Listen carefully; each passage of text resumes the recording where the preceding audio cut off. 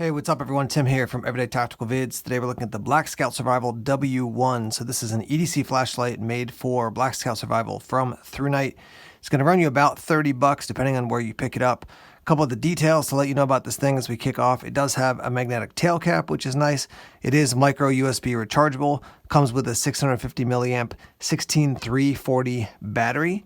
Does have a variety of different outputs, and we're going to compare it to some other flashlights here that are around the same size. Different price points for the different flashlights, but we'll give you something to compare it to, and then obviously we'll take it out into the night and use it. All right, let's talk about the outputs here. You have a Firefly that's 0.5 lumens. That's going to run for 13 days.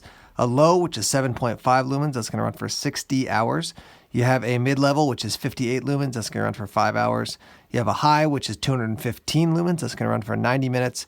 You have a strobe, which is going to run at 168 lumens for 200 minutes. And then you have a turbo, which is 693 lumens. And then it's going to drop down to 231 lumens. That's going to run for 75 seconds at the 693 and then drop down to 231 for 74 minutes. It is IPX8 rated, so it's going to be waterproof down to 2 meters, drop resistant to 1.5 meters. Your weight is 55 grams. That's with the battery, which is nice that they include that. Sometimes they include it the weight without the battery, which is kind of pointless because you're going to need a battery to work this thing.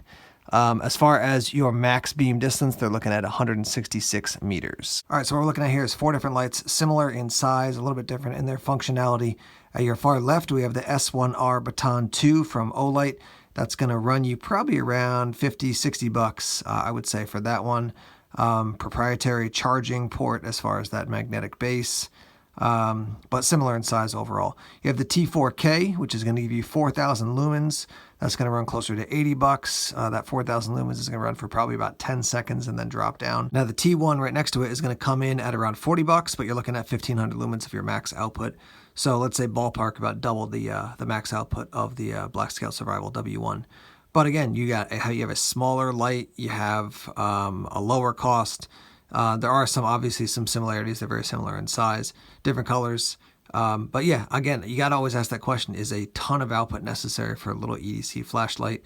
One thing I like about let's say number 1, the Baton, number 3, the T1, and number 4, the W1, is that you can clip them all onto a baseball cap, which is really nice. Now, one thing about the Black Scout Survival W1 is you can get it in this green. You can also get it in a blue as well, like a royal blue, which is pretty nice.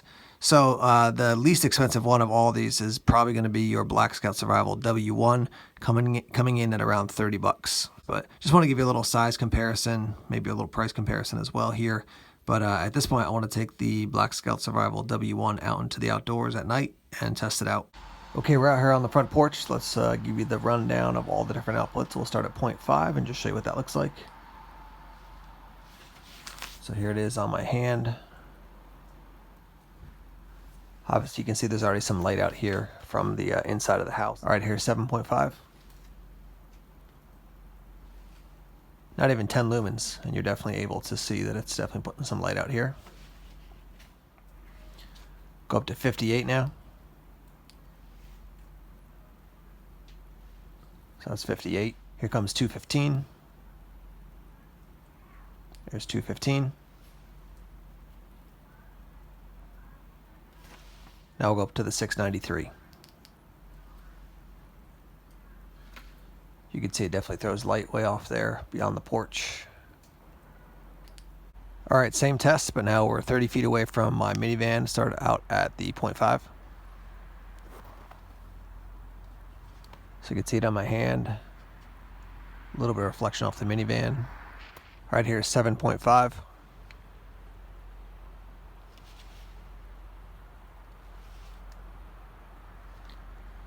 Definitely enough light to see the minivan at 30 feet.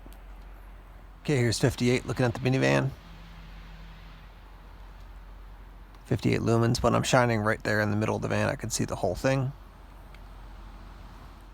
So here's 58, and there's 215. I was going to say initially it doesn't seem like a huge difference, but you can see the difference. So here's 58 and 215, yeah. So you can see a difference there. And now we'll go to the turbo 693. Definitely a notable jump from that 215. I'm back at 60 feet from the van. The Firefly, the 0.5 lumens, is going to be pretty much pointless here. We'll try the 7.5, but I think that's going to pretty much be pointless as well, but we'll give it a shot. So here's 7.5. I stand corrected. It does make a difference. Even at 60 feet, you can definitely still make out the van. This is 7.5. Easier to see with the human eye than on camera. Let's go up to 58. It's a little fuzzy on camera there, but you can see it. Let's go up to the 215. Here's 215.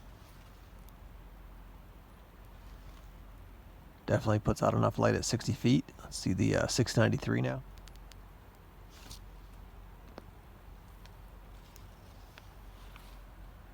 So there's your 693. Let's try the 215 again here.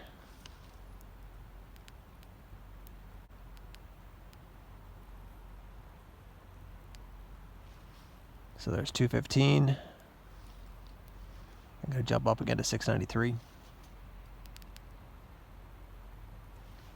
So shining at the van, obviously with the snow reflecting off the ground, I can see pretty much everything in front of me, and I can see all the way out to the end of the driveway pretty well, which is ending right there. So definitely has some decent throw, but kind of a balance between that flood and that throw. I'd say it leans more toward a very compact kind of flood experience with the light that it's putting out. All right, we're looking at my side yard. The gate is about 40 feet away. These motion lights will go off in a second here, and then we'll run through the different cycles or the different outputs here. We'll start at the 7.5 just because, again, that Firefly setting of 0.5 is pretty much pointless on camera other than super up close, or up super close, I should say. So here's, I'll start at 7.5. So I can see the gate fine, okay, I guess I would say, but not really great on camera. A little bit hard to see even with the human eye. Let's go up to the next level. So there's 58.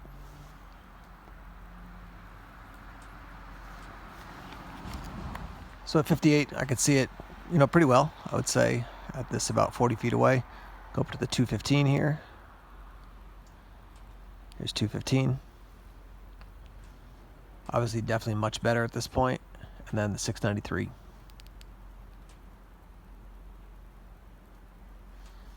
So I'm going to back up now to about 75 feet, and we'll look at the same gate. All right, here's 7.5 at about 75 feet. Obviously, you can see I'm in between the two cars here. But as far as the gate, I can see it okay again. Not great. Let's go up to the 58. I can see it, I would say, from, bad to good to great to amazing. I'd put this at probably good at this point. Let's go to the 215. There's 215. So 75 feet. I mean, that's definitely, if anybody was over in that direction, I'd see them. And let's go up to the 693 here.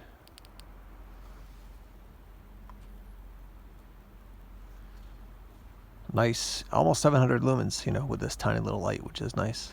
I'm going to go off toward the gate and shine it back at the camera now to show you what the strobe looks like.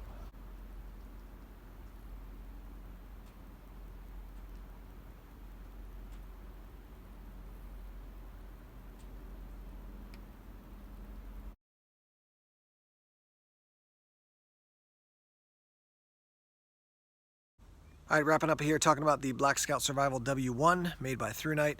Let me give you some of those final thoughts. $30 for this light I think is very reasonable, considering you get a light that you can mount on a baseball hat, so you got kind of the headlamp effect.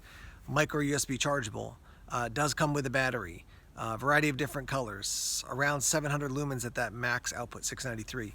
So I think there's a lot of wins. Downside, it's not going to give you a ton of throw out into the night. It is a nice, I think, mix between a floodlight and something that can throw at least a little bit. With that orange peel reflector inside, you're definitely going to get more of a flood as opposed to a throw. If you have the T1, would I get one of these? Well, I would if I wanted the different color, which is the green. You can also get it in the blue as well. Also, if you want to back up to the T1 in case you have some sort of issue with it, it's nice to have a light like this. I do like the fact that we have the Black Scout Survival crest on the bottom, and also that it's magnetic on the bottom, so you can attach it to something and, you know, have hands-free operation if you're working under the hood of a car or something like that. So I think that's a win as well. The main question for me with this one is about long-term viability, just because I haven't had it that long, but I have dropped it a couple times and it's still working great. So far I'm really liking this thing. I think this definitely competes with like the Olight S1R Baton 2, and you're going to be saving, you know, some money when you buy this instead of buying that one. So I mean, yeah, you're looking at around 60 bucks give or take when you get the S1R Baton 2, and 30 bucks for this. So, you know, you can buy two of these for the price of one of those. Yeah, very similar in their form and function. So long-term viability, I will let you guys know about it, but so far I've liked the BSS W1 from Black Scout Survival and ThruNite. So let's hear your thoughts as you've seen me test it out, and also if you have one or you've seen other people use them before in other videos, what do you think about this light? Pluses and minuses, things you change. Pass the information on to me, and then I'll pass it on to ThruNite if you have feedback that might be helpful to them to improve their products in the future. Yeah, let's get that conversation started down in the comment section. Alright guys, thanks as always for checking out the videos here on YouTube. Please subscribe to Everyday Tactical Vids if you haven't done so already. Like us on Facebook, follow us on Twitter, check us out on Instagram, Tumblr, and Vero as well. More videos coming soon. Take care.